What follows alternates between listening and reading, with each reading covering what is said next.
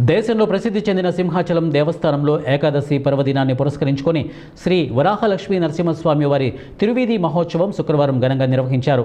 ఆలయ మాళ వీధుల్లో జరిగినటువంటి ఈ ఉత్సవం వేద మంత్రోచ్చరణలు, మంగళ వాయిద్యాల మధ్య ఆధ్యాత్మిక వాతావరణంలో సాగింది. ఉత్సవ మూర్తులను సుందరంగా అలంకరించి ఆలయ స్థానాచార్యులు డాక్టర్ టిపి రాజగోపాల్, సహాయ కార్యనిర్వహణాధికారి కె తిరుమలేశ్వరరావు పర్యవేక్షణలో ప్రధాన అర్చకుల ఆధ్వర్యంలో తిరువీధి నిర్వహించారు.